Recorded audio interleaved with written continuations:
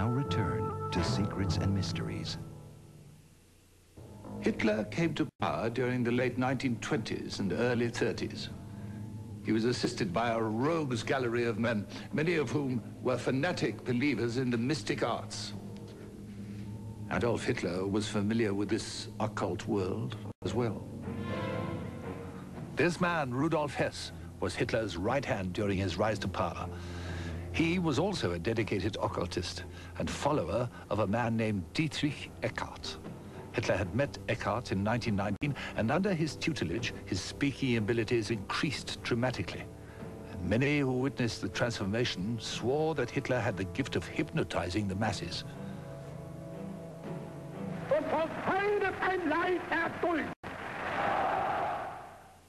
Hitler was probably the most hypnotic speaker of his era, perhaps of all time. He had great powers of connecting with people, of communication.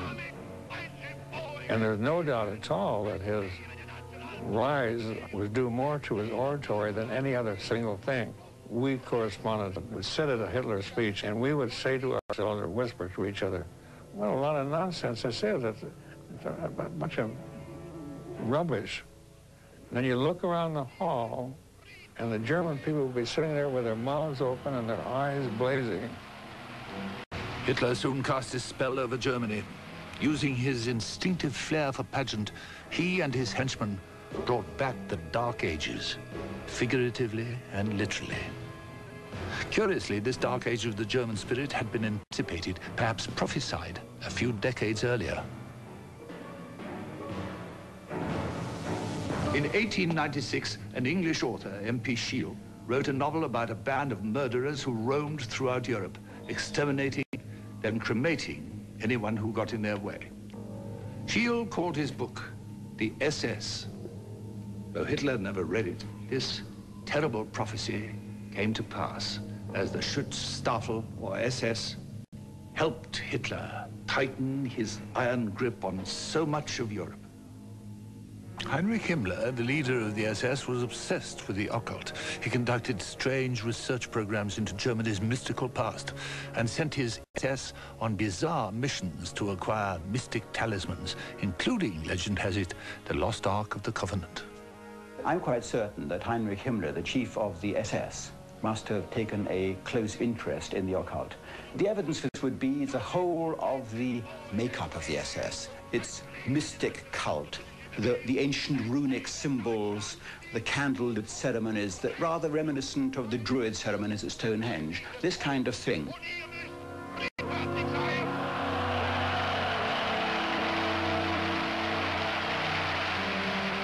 I think he certainly learned from the powers of all the broad spectrum of the occult, from the powers of evil and darkness at one end, right through to the ultraviolet end of the spectrum. And Hitler learned from all these vast religious and pseudo-religious movements, the kind of movement which defies analysis. You can't explain why it succeeds, and yet it does.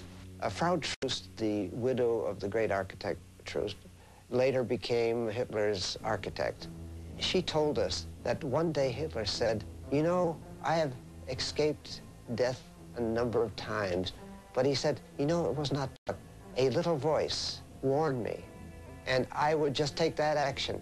Well, he believed in this little voice up to the end, and then the little voice disappeared. On June 21st, 1941, Hitler's luck began to change. That day, he invaded the Soviet Union. Surprisingly, it was the stars that betrayed him. An astrological mistake that was the beginning of the end for the Third Reich. Adolf Hitler was a gambler. He gambled callously with the lives of millions and with history. As with any gambler, his luck eventually had to run out. And in 1941, his fortunes began to change. The Nazis' faith in the occult led them into catastrophe in early 1941, when a group of astrologers working within the SS proclaimed with complete confidence that the winter of 1941 to 42 would be an unusually mild one. Armed with that guarantee, and his overwhelming belief in his destiny, Hitler launched his invasion of the Soviet Union. That summer soon melted into fall and then winter, a bitterly cold winter.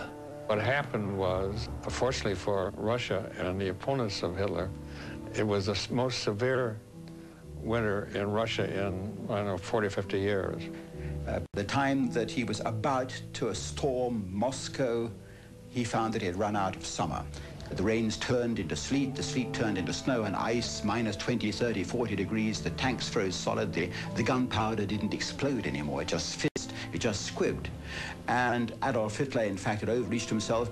He had taken the curves too fast. That was when his luck ran out, began to run out. And from that time, it was all downhill. This debacle would doom the Third Reich. Hitler's rash declaration of war upon the United States would also ensure his early defeat. The same blind belief in his luck that led him to victory would now hurry him to catastrophe. And in the summer of 1944, as the Allies tightened their grip around the Nazi Empire, a group of German generals realized that Hitler had to go. The plot involved the placement of a bomb in Hitler's East Prussian headquarters.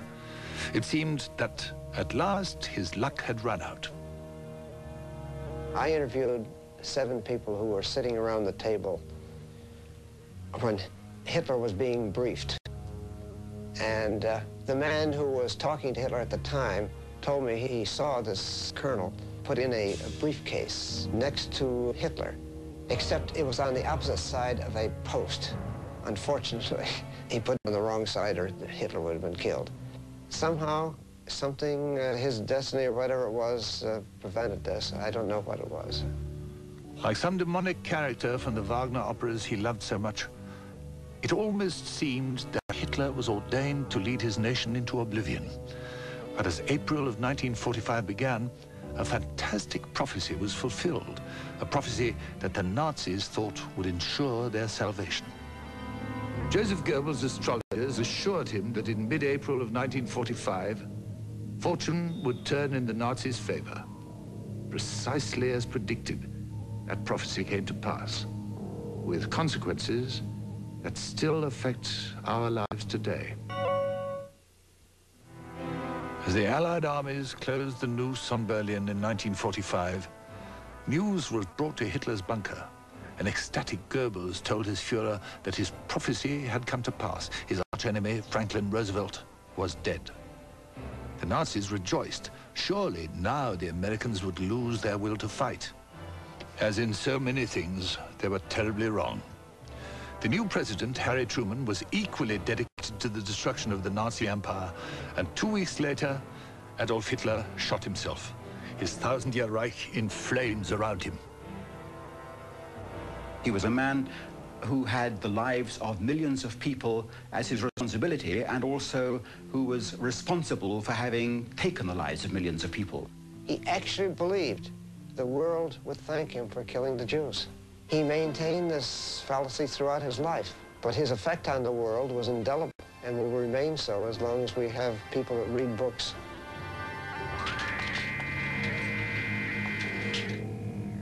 Adolf Hitler's life lasted 56 years. Those years saw the world transformed into a new and terrifying landscape. He was in some ways an actor, skillfully playing to the worst impulses of his global audience.